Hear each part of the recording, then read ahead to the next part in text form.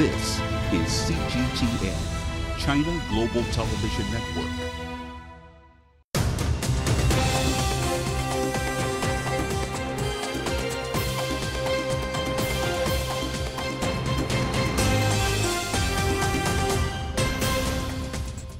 Hello and welcome from Beijing. This is The World Today. I'm Wang Mengmang.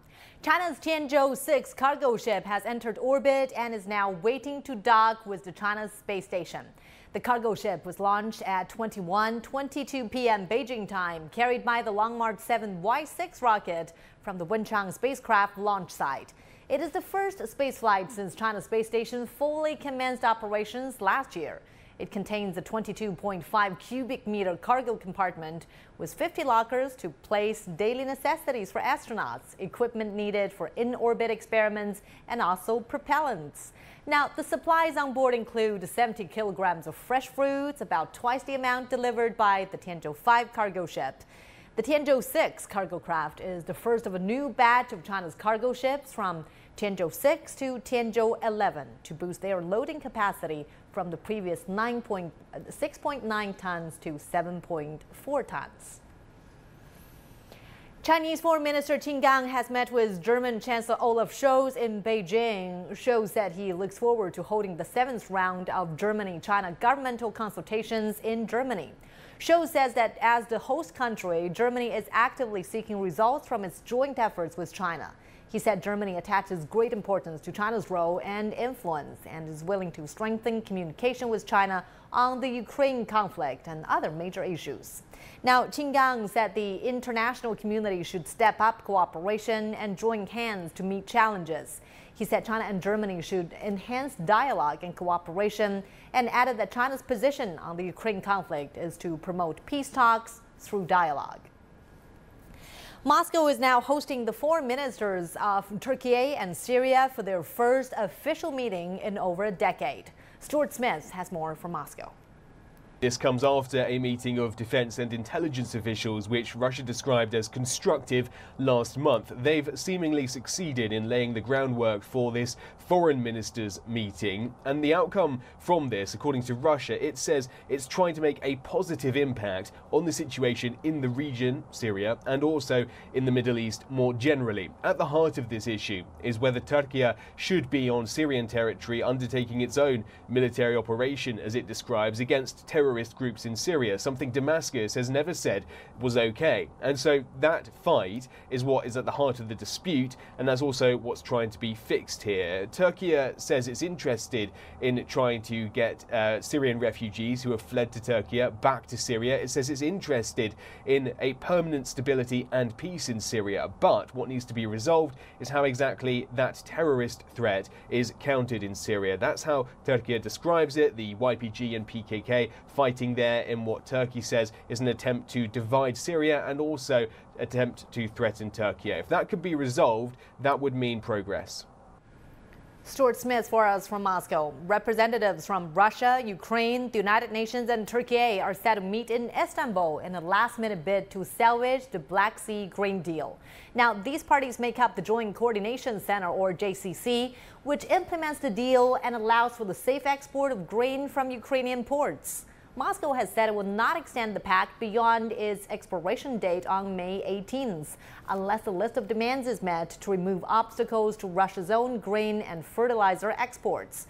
Ukrainian foodstuff exports have hit their lowest level since late 2022 due to the ongoing problems with the agreement. The United Nations announced on Tuesday that inspections for outbound vessels have resumed, despite not having agreed to any new authorizations.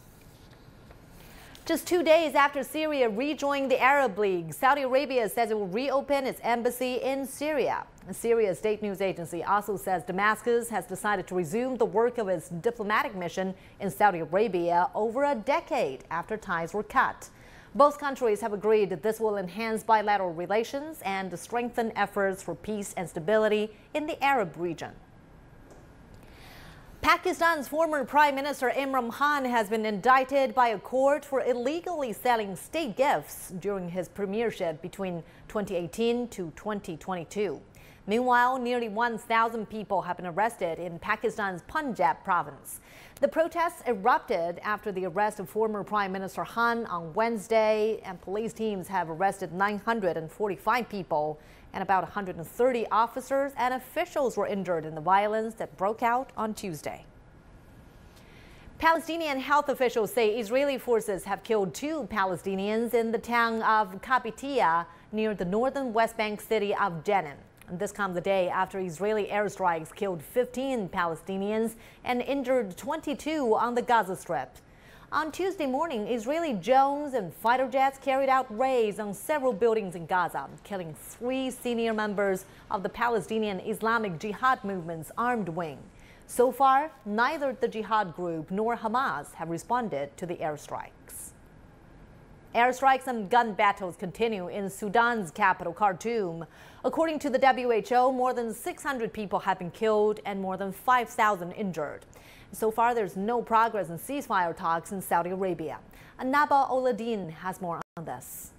The humanitarian situation is worsening right now with the rapid support forces deploying blood troops. The troops that were targeted in the camps, now they are moving inside the neighborhoods, controlling main neighborhoods and roads and markets.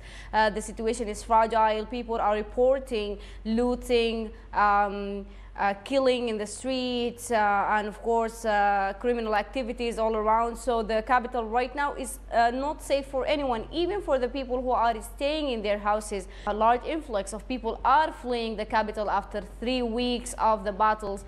Some of the people chose earlier to stay in Khartoum. They think if they are staying home and they are moving in groups, they will be safe, but the situation right now is unsafe, and most of the houses, neighborhoods were looted or robbed or destroyed by the fighting and by criminal groups. Also, there is no progress regarding the peace talks in Jeddah or initial Jeddah peace talks. The 2 sides are imposing their conditions, are sticking to it. Especially RSF are putting hard conditions in order to make a real and long-lasting truce. Regarding humanitarian aid and the situation, it is still unsafe for anyone to distribute any aid, despite that Saudi Arabia sent aid today to Port Sudan, 20 tons of humanitarian aid, urgent necessities like food and medicine, but it's still unsafe to deploy to Khartoum, the capital, or other affected areas like West Kordofan,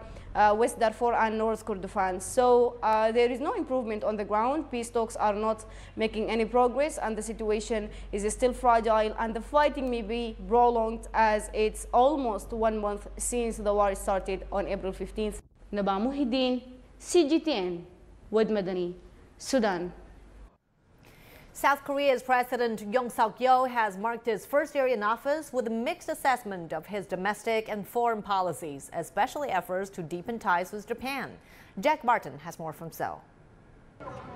It's been 1 year since the inauguration of South Korea's President Yoon Suk-yeol, with his first act being to move the presidential office from the secluded colonial-era Blue House to the Defense Ministry just across the road behind me, in what he described as an attempt to make government more open and transparent to the public. Yoon also followed up on a pledge to strengthen the US-South Korean alliance, as well as mend frayed ties with Japan, both of which he says are needed to meet the challenges of the dramatic acceleration in the DPRK's nuclear weapons programs. The former public prosecutor with no prior political experience has seen his approval rating slowly inch up from around 25% to nearly 40% in the latest polls. But he remains deeply unpopular with many South Koreans who allege he's given up too much for too little in return with Japan, among other issues. The Yoon Suk-yeol administration is reversing the minimum level of democracy and expertise in national public policy that the Republic of Korea has agreed on. If you criticize the Yoon Suk-yeol government, criticize Yoon Suk-yeol, or create socially critical artworks, they censor them. They are censored, and writers are excluded from support, discriminated against, or inspected. Yoon does have some support in some areas, including improving ties with Japan. Yoon Suk-yeol is ensuring that diplomacy between Korea and Japan can be carried out normally. Yoon also appears to have done little to prevent deeper political polarization at home, despite a pledge to forge national unity and joint governance between his conservative People Power Party and the left-leaning opposition Democratic Party, which holds a majority of lawmakers in the National Assembly. No longer a rookie politician, President Yoon has vowed to spend the next year speeding up the measures that have been slow to implement while correcting the areas that need correction, indicating he is aware that there have been mistakes made over the past year. Jack Barton, CGTN, Seoul. And turning our attention now to Indonesia, where the 42nd ASEAN Summit is currently taking place in the tourist resort of Labuan Bajo. Economic integration and the unity of ASEAN members are the focal points of this year's meetings that will continue until May 11th. Our correspondent Robert Limperba has the details. For the agreements of the ASEAN Post-2025 vision have been released, and there's a total of 9 points. Among them are agreeing to continue to consolidate the community building process through the full implementation of the ASEAN Community Vision 2025 and to develop the ASEAN Community's post-2025 vision and including its attended documents. Now on Wednesday, leaders focuses on 5 meetings that is led by Indonesian President Joko Widodo. And within these 5 meetings, leaders will explore the 3 pillars of ASEAN Summit 2023 that focuses on economic growth and the socio-cultural pillars in general. In one of the meetings, Indonesian President Joko Widodo mentions that positive energy and ideas are needed to advance the region. And we need the best steps to maximize the potential of youth. Now, the Indonesian president, in his opening statement, said that the global economy has not fully recovered. Now, major power rivalries continue, and ASEAN actually possesses major assets as the epicenter of growth, an economy that grows far above global economic growth, demographic bonus, and also a maintained regional stability.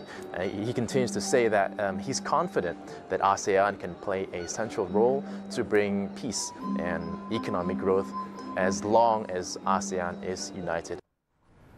Rob Limperba for us there. A major fight is brewing in the U.S. Capitol over the debt ceiling. If not raised, the United States will not be able to borrow more money to pay bills already approved by Congress. President Joe Biden met with congressional leaders Tuesday to negotiate. CGTN's Jim Spellman has more from outside the White House, where those talks took place. House Republicans are threatening a first-ever default.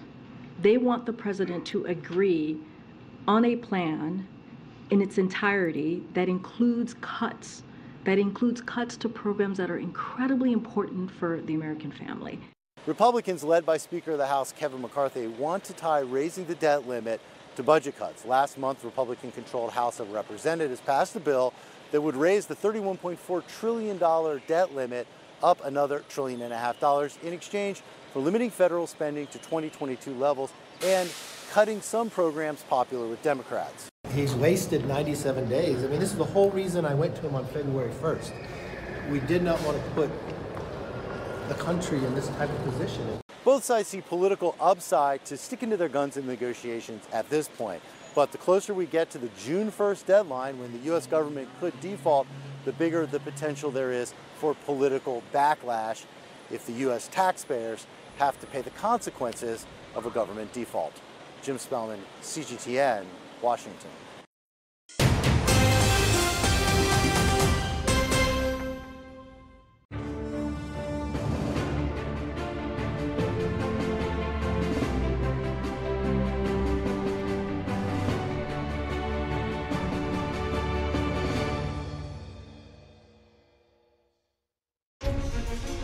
Images may appear to be identical, but looks can be deceiving.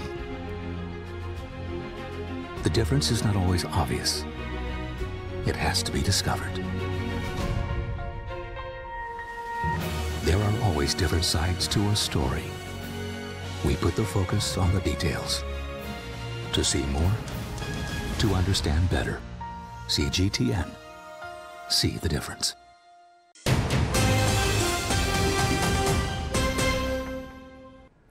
Welcome back. China's Tianzhou-6 cargo ship has entered orbit and is now waiting to dock with the China space station.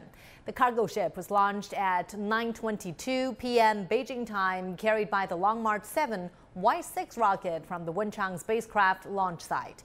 It is the first spaceflight since China's space station fully commenced operations last year. It contains a 22.5 cubic meter cargo compartment with 50 lockers to place daily necessities for astronauts, equipment needed for in-orbit experiments, and also propellants.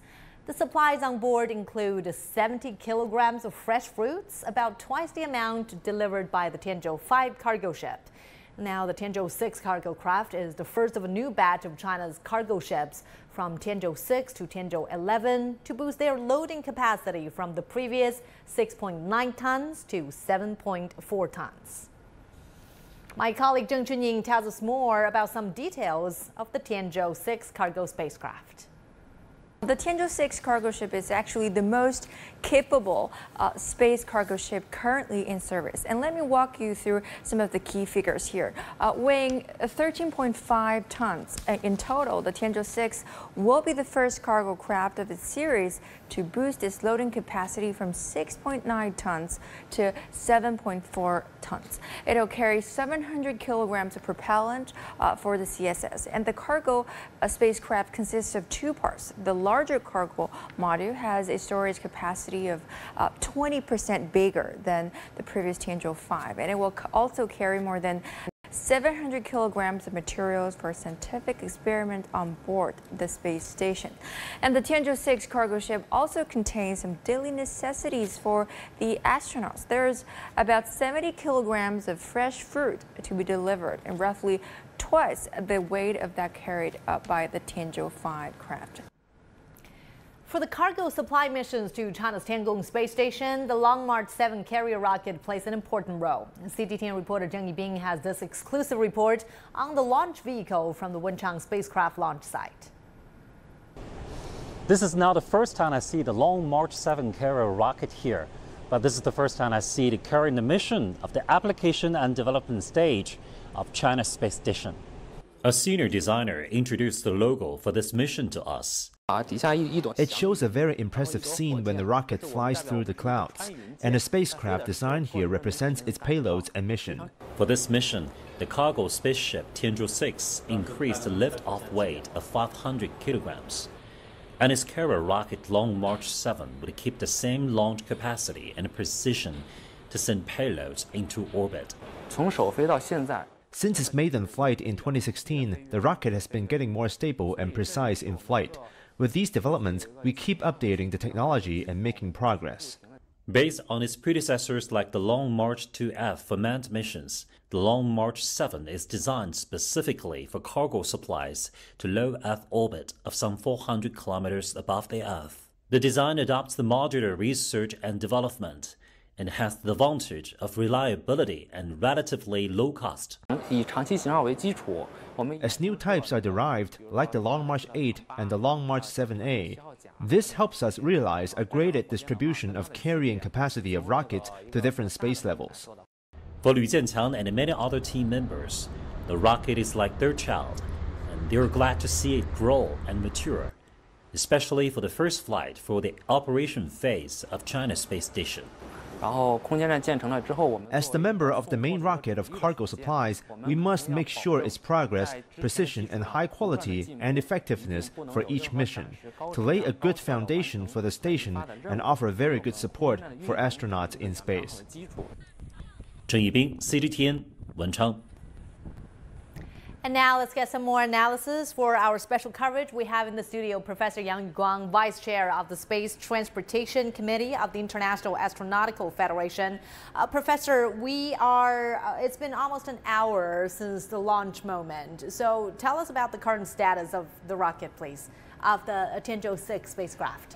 Well, you know that we've already discussed about the propellants. Just in in use. You know, that's after the launch of the Tianzhou 6 already come into the orbit. It's not the final orbit of the Tianzhou 6. Finally, it will dock with the Tiangong space station, which means that it will finally in the same orbit. And before that, it will conduct many orbit maneuvers, mainly based on the autonomous or the automatic maneuver, completely depends on the vehicle itself. So this will reduce the burdens of the ground staff. And also, you know, that this is a more advanced behavior compared with missions before. You know, that during years, you can still remember that about 10 years before, we have the live coverage of the launch and of the docking of the spacecraft to the Tiangong laboratories. But at that moment, we use a different manner.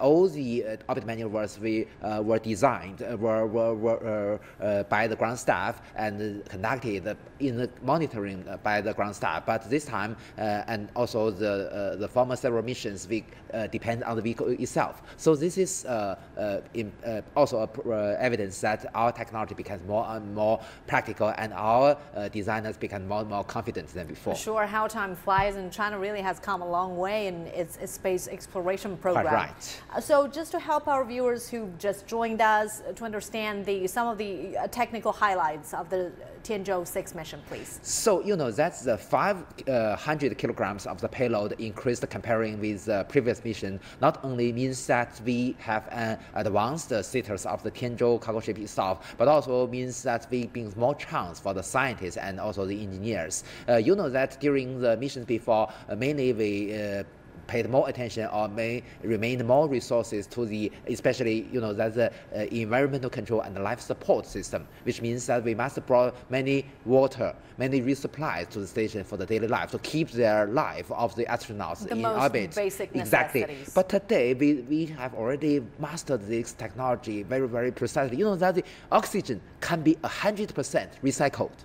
And even for water, it's already we have achieved the rate about 95%, which means that we don't need to resupply so much oxygen and water.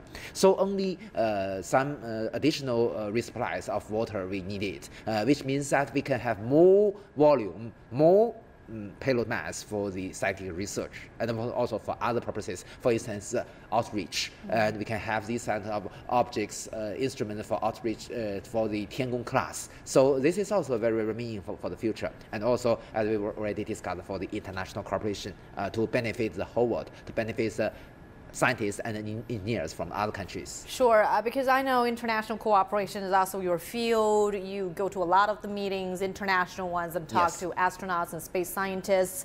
The Tiangong space station is the first project of its kind that opened to all UN member states. And right now, there are already 9 projects involving 17 countries and 23 entities selected among the first batch of scientific experiments to be carried out on the station. What is the future prospects for that? Well, you can pay some attention to the procedure. Much simpler than before. You know that the first high-level cooperation between China and other countries is what we call the Double Star program. And our old friends, Mr. Carl Beckrest, an official from the European Space Agency, were also engaged in this project just several decades before. But you know that at that moment, we don't have a space station for this kind of the payload from other countries. We need to set up an independent project and design an independent satellite platform and mount this payload on it. So you can see how complex it is. Today, it's become much more simpler than before. The foreign countries, the foreign scientists just deliver the applications to the UN or just deliver to China Manned Space Agency. And then if anything is feasible, they only need to talk about the interface between the space station and their payload, and then design and manufacture their payload, then delivered based on the Tianzhou cargo ship to the China Space Station. Then the experiments can be conducted by the astronauts. So simple. Much simpler than before. So this brings a very, very great chance for us, and also not only for the Chinese scientists, but also for the scientists all over the world, as you mentioned, all the UN members. So although the first batch of the 17 experiments were only the 9 experiments were only selected from 17 countries, but 23 entities involved. So in the future, we can see more and more frankly, we can see this kind of cooperation between China and other countries, because it's become much more easier than before. streamlining the procedure. Yes, exactly. Moreover, you see that the second level we've already talked about also on the social media is the visiting of the astronauts from other countries. Even some some scientists from other countries has mentioned that they will have the plan to visit China's Tiangong space station. But of course, we should need the official announcement of China Manned Space Agency. Then who and from which country will first go into the China's Tiangong space station, which will also make history. So in the future, I can definitely we do see we can be sure that we'll see these kind of chances for other countries. Sure. Well, the International Space Station will possibly retire in 2024, and that will make China's Tiangong space station the only operational space station in the world. Is that? Probably the ISS will work until 2030. 2030. So most of the member countries have already agreed with that, and that. Of course, during this period, the China's Tiangong space station will not be the only space station for all human beings. Moreover, you see that just before 2030, the United States will also launch the what we call the Lunar Gateway, Lunar Orbit Gateway, another station far from the Earth. So in the future, we can not only see this space station developed by the governments, but also in the future, probably we can see the space station can be developed and launched by the private companies. There are already many companies in other countries has already have this kind of plan. Some for the commercial applications and some even for the space tourism. Sure. Well, for viewers who've just joined us, this is our special coverage, and we're now seeing some live signal from the Aerospace Control and Command Center. Experts, dear colleagues, based on the data from the Y-7 carrier rocket and our calculation, Tianzhou 6 cargo ship has entered into the orbit. The solar panel has been extended and everything is normal. So I declare our launch is successful.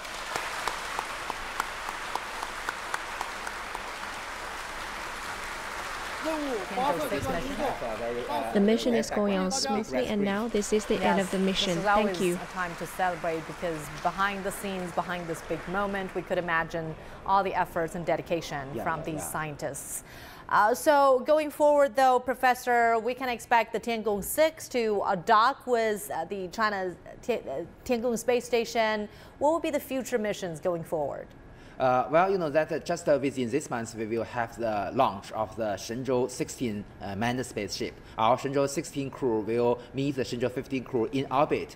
This will be the second time we have the handover of astronauts of different expedition teams in orbit. Will be another historical moment, I believe, just within this month. Sure, and I believe the 3 Chinese astronauts on board the China space station will be so excited to welcome in that. Thank you so much, Professor, for that. You're welcome.